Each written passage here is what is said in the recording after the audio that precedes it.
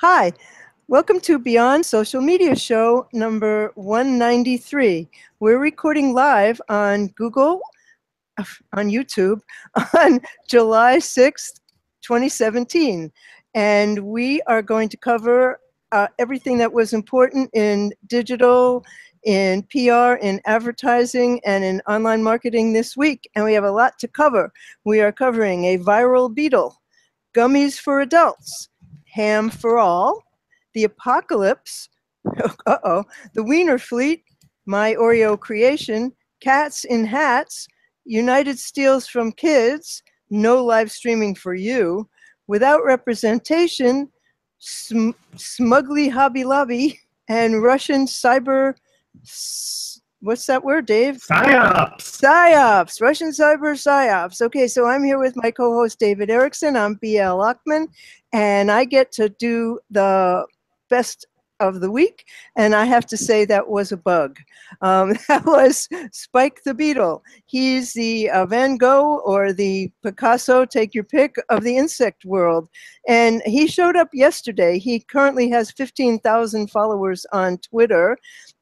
He's from somebody named Mandy of Japan. She's an American school teacher who happens to be living in Japan right now, and Spike is a 6-month-old stag beetle. And apparently they're all the rage as pets in Japan. He showed up on Twitter yesterday. He was launched in a Twitter moment, and he's already, you know, I don't do bugs, but if I saw him walking in my house, I would have a heart attack and I would have to run out of the house. He's enormous. He's big enough to carry a flag or a colored pencil, and he draws with it. Really, this is true. He's actually kind of talented for a huge, ugly bug. And so in less than 24 hours, he crawls his way to fame. His art is now on eBay, selling for $100 and up. Mandy told The Verge that what she likes about Spike is that he can sit on her shoulder while she works because his little claws cling to clothing. And she said the beetles are all the rage in Japan, and they use those mandibles, which are those big claw things, to hang on to things or for fighting. But she says he's really a sweet guy, not a fighter. And she said if you put an object in front of them, whatever it is, they grab it. So his profile on Twitter says, the official account for Spike the Stag Beetle. Please be kind. His art is just starting out. And this leads to an FAQ. And in his first post, he was drawing with 2 different colored pencils, one at a time. And it said, Spike's very first piece ever, please be nice to him. And he's already had global news coverage. I mean, this bug is everywhere. And then on Twitter, we see this picture of him, a GIF of him getting excited, is what the caption says, about a banana, which is, quote, his favorite thing in the world. And he also likes to eat jelly. So that makes me wonder, like, how'd she find out what he likes to eat? And this leads to everything you could ever want to know about Spike, including that this type of beetle lives 2 to 5 years before they pupate, and he's only 6 months old, so he may have a brilliant career ahead of him. Oh my God. He's like a black lobster. So why? I don't. Why is it the lack of space that that makes beetles popular pets? You know, she said she had several different kind, but he's her favorite. How is it that people like having beetles for pets? People in Japan do some strange things. Have you seen those TV shows where like people go on to be humiliated? Yes, I have seen it. Yeah, I mean, so they have a little bit of a strange hobby fetish over there. Weird. This is a bit sweeter animal, a very much sweeter animal. I was turned on to this commercial by my girlfriend. It's for candy. And it opens with a bunch of executives sitting around a boardroom, and a woman pipes up and she says, let's talk about Haribo Gold Bears. And the only difference is that it's a child's voice that's saying it. Let's talk about Haribo Gold Bears. And all the adults around the table start discussing enthusiastically what they love about Gold Bears, which are gummy bears, basically.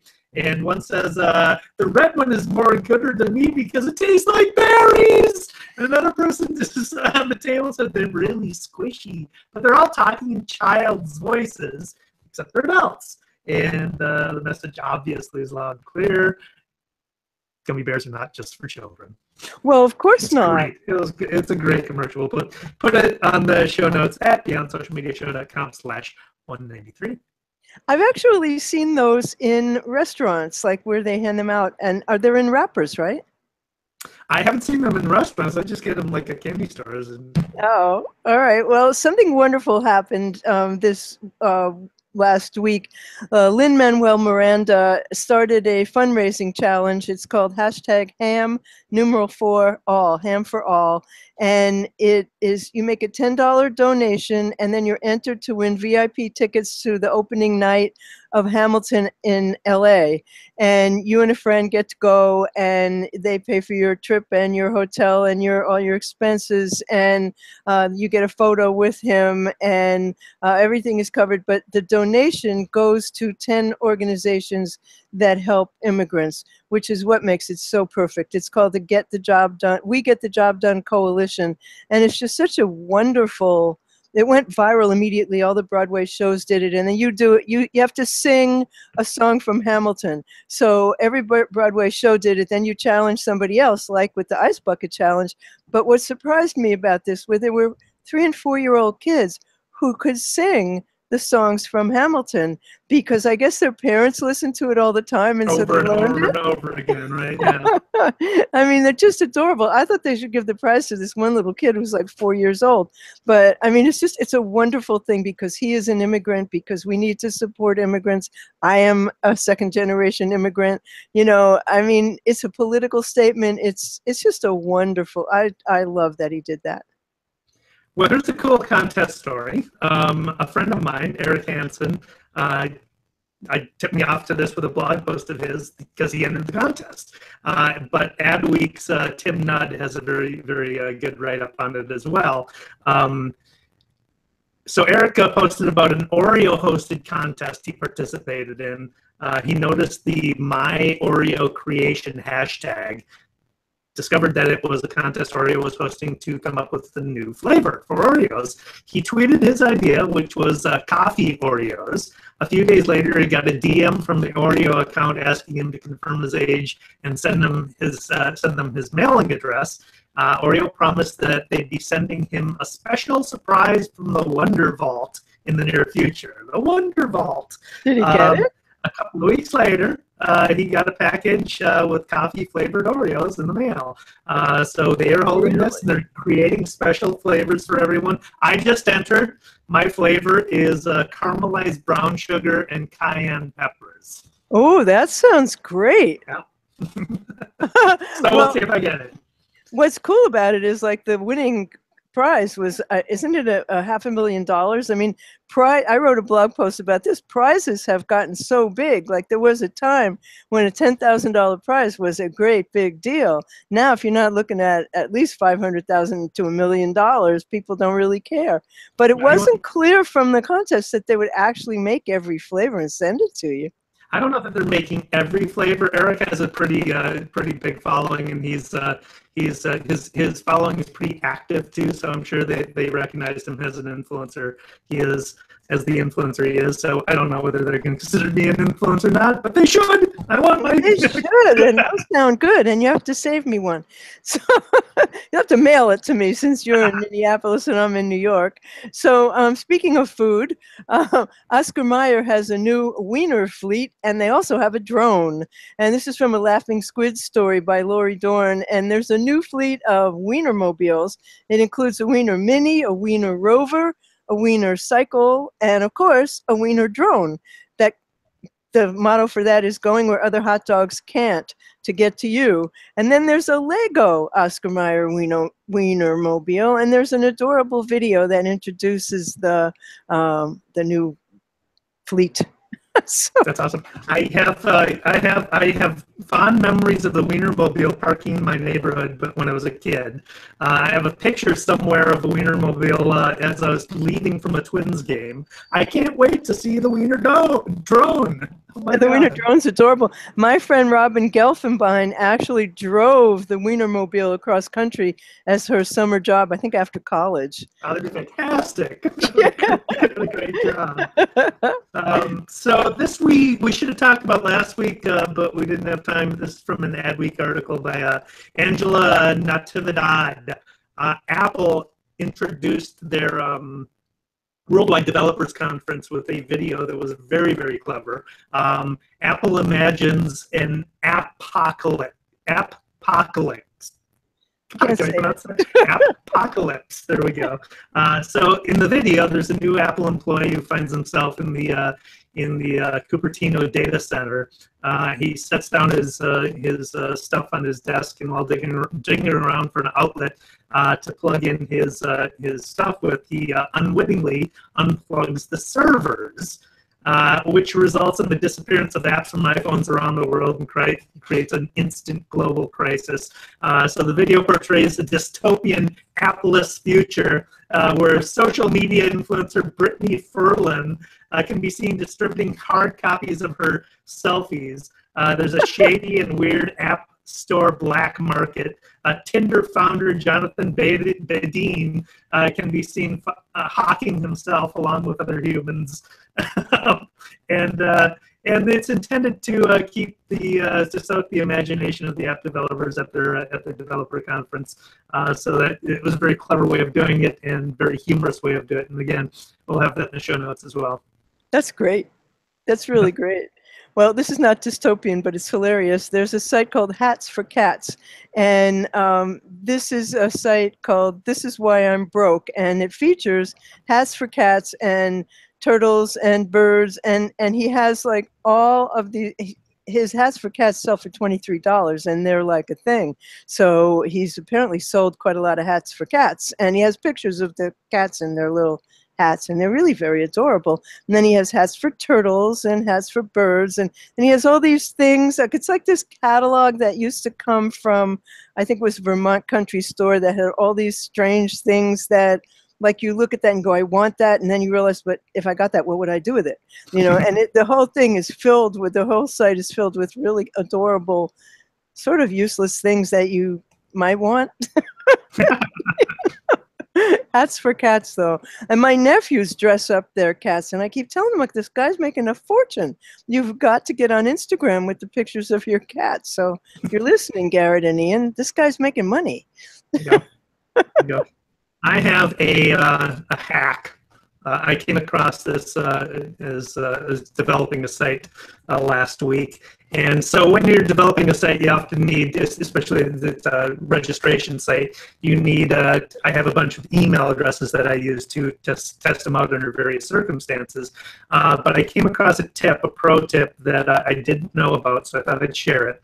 Gmail, if you have a Gmail account, you can add your Gmail address, and after the first part of your Gmail address, your username for your Gmail, add a plus sign and then something else. So I could do like D. Erickson plus BS Media Show at gmail.com, and that would create a new email address that I could use, essentially, that would be functional and go directly to my inbox. But that you can basically use that trick to create a limitless supply of Gmail addresses for testing.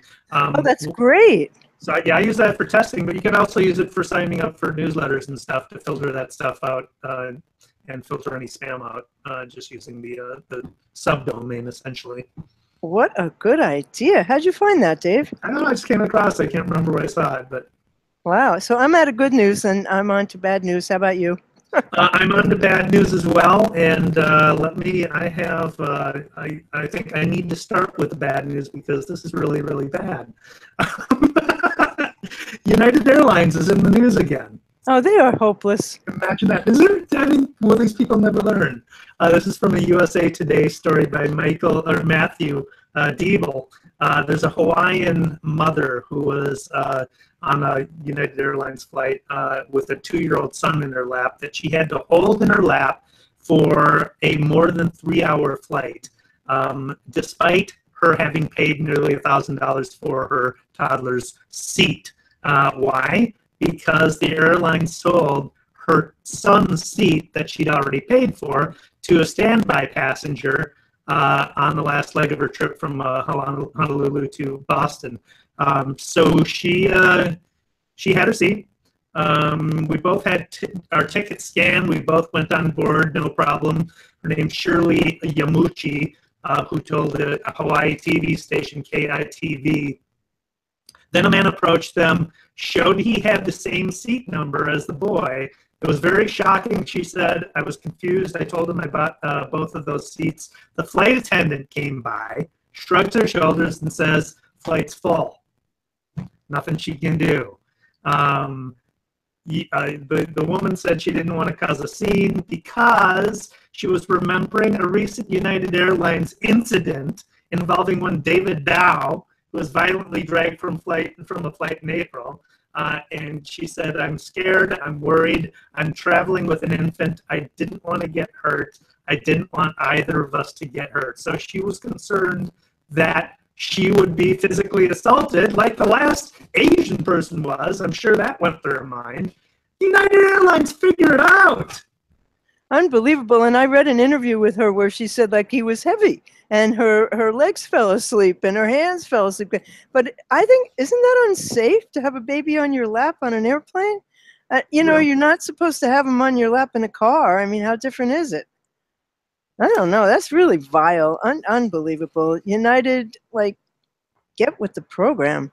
So also really sadly bad news. It's really hard to monitor hate and violence and politics on live streaming, as anybody at Facebook or YouTube or Google can tell you, because they've all had their issues. Now, this is from a New York Magazine article by Brian Feldman. And, he points out Facebook's hiring thousands of people to monitor live streaming. Everybody's trying to do something to make sure that hate content and violence is not shown.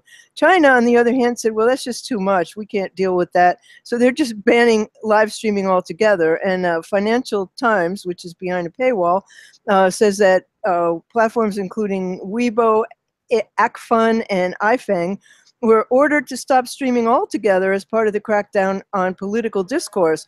The Wall Street Journal, however, also behind a paywall, states that they were only interested in political videos, but the move could have broader implications because popular Chinese live streamers are central to a billion-dollar market for advertising, and the platforms that rely on them will be affected, and those have attracted investments from mega companies like Alibaba and Tencent.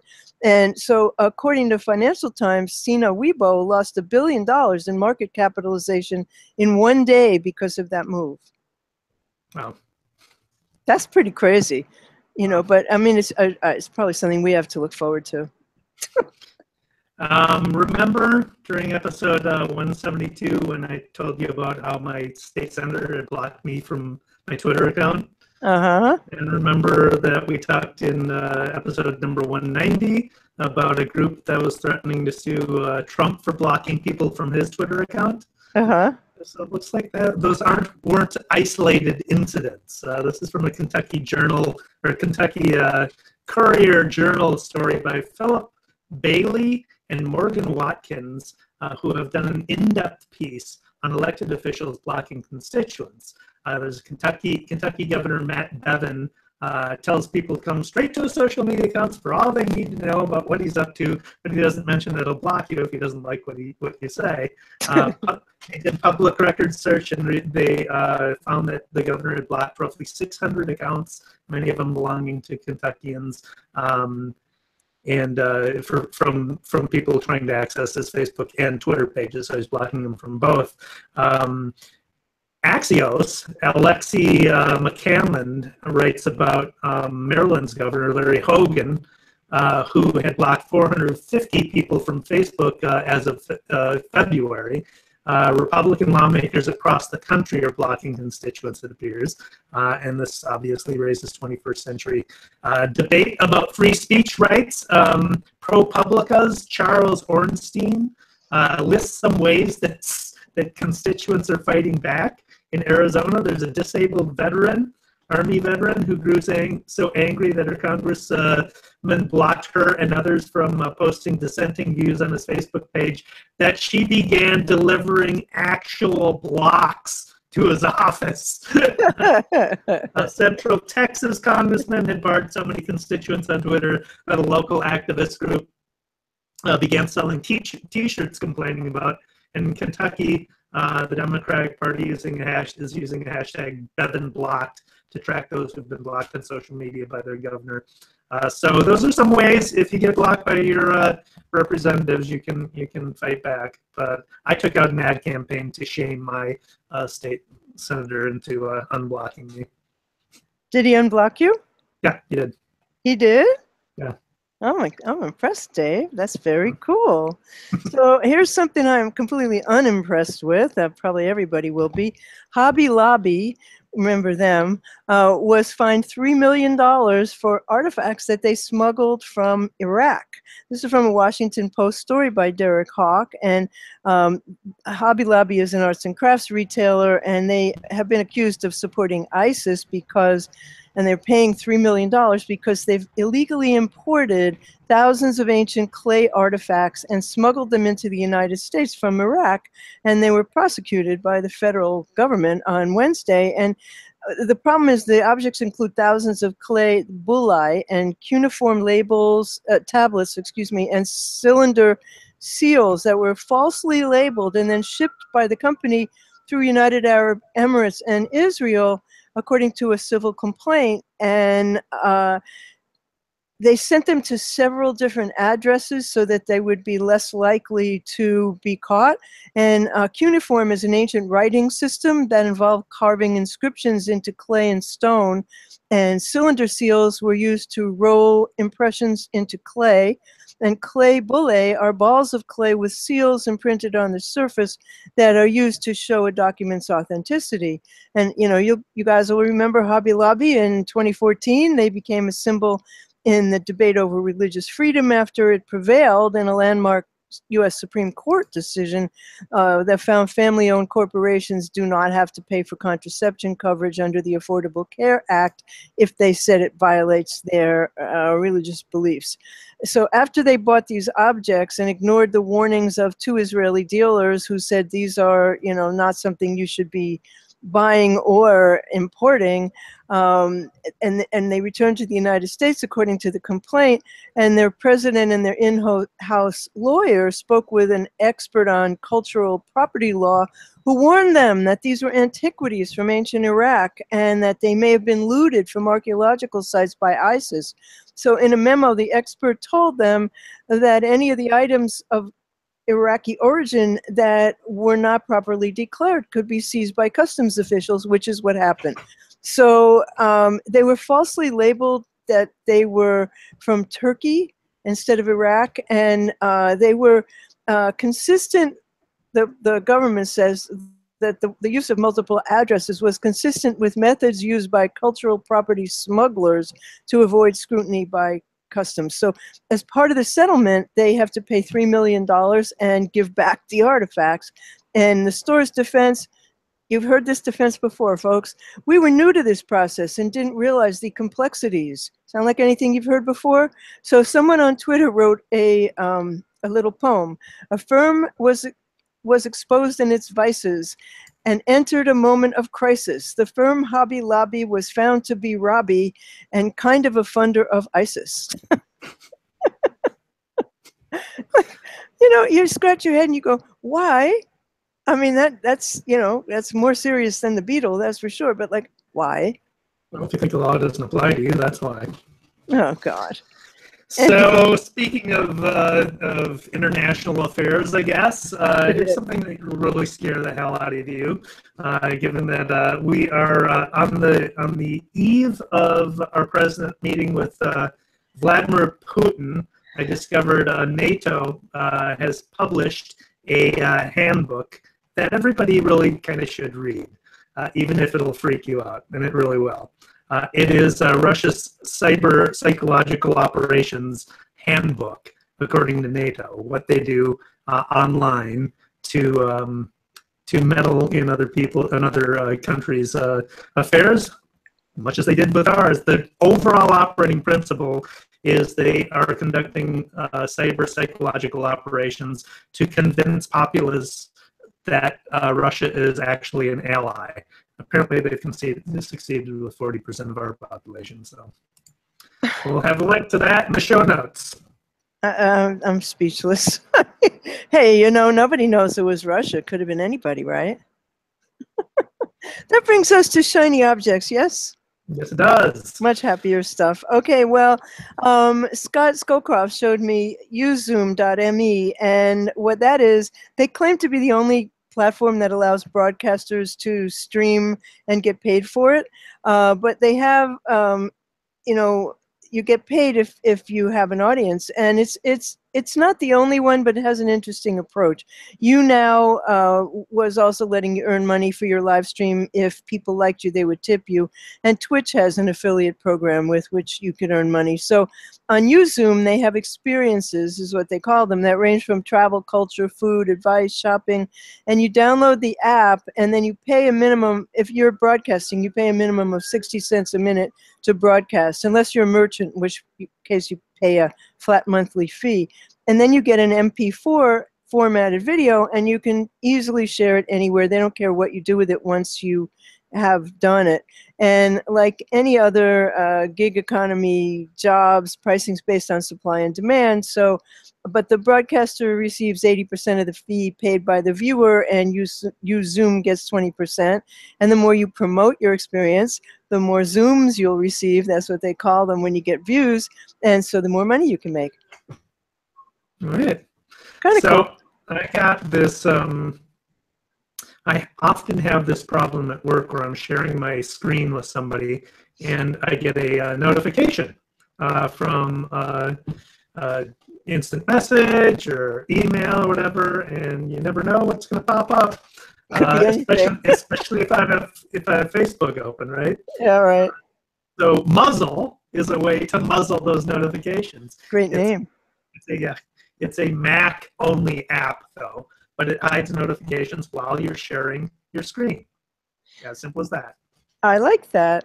So I read this afternoon that that now there are augmented reality sneakers. Another but why?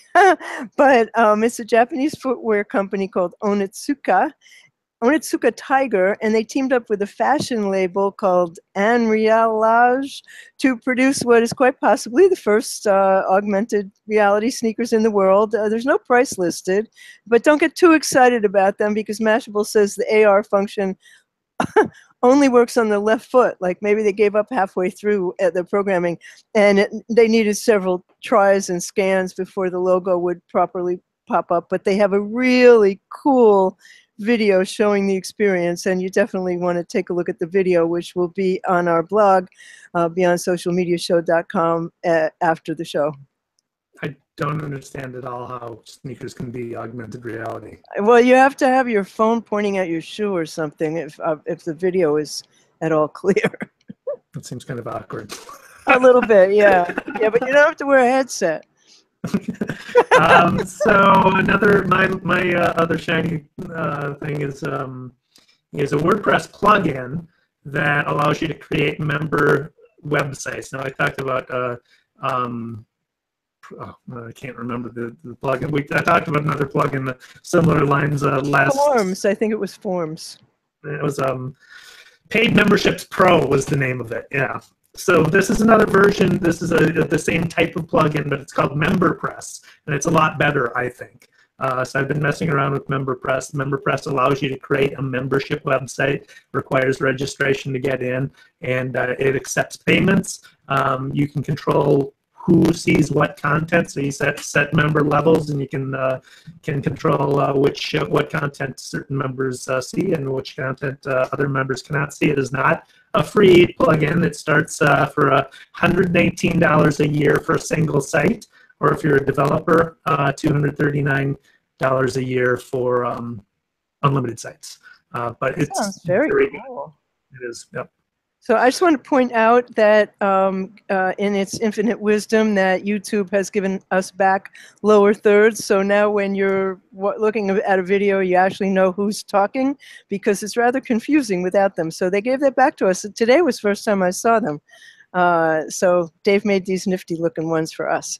The other thing that I came across is called Renew, and it's a wellness portal that combines all the apps and podcasts that use virtual reality for meditation, mindfulness, various health things. But what's cool about it is that it covers products from every major VR platform, including Google Cardboard, Google Daydream, Samsung Gear VR, PlayStation VR, Oculus Rift, etc. And it's the only place where you can see all the wellness apps from all these different platforms in one place. And it's free, and it's kind of cool. It's worth a look. Very cool. I'll tell my friend Chuck Olson about that. He's got a wellness app. Okay. I'll be glad to introduce him to the founder. So just one thing I really have to do. I had a really major problem with my blog this morning. I wasn't able to upload images or update plugins, and it was something to do with my server. And my buddies at Media Temple came to my rescue and did some wonderful stuff. So if you don't have Media Temple for your web host, you ought to think about changing. Very cool.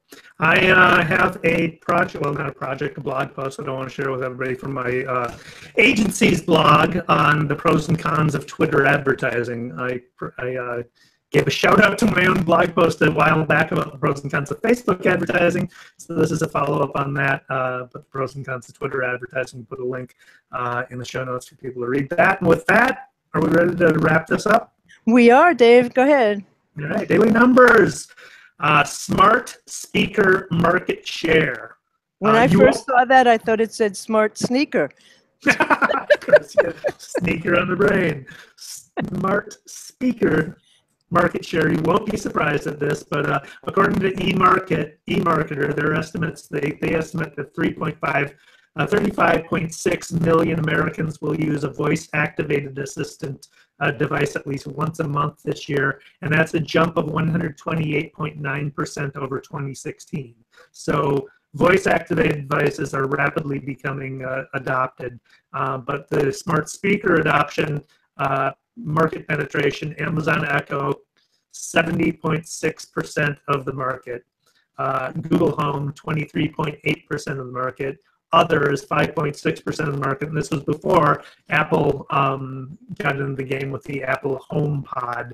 The HomePod is significantly more expensive. I'm kind of skeptical because it just seems like, why am I going to pay that much for a speaker that doesn't have nearly the capabilities that Amazon Echo has or Google Home has? So we'll see.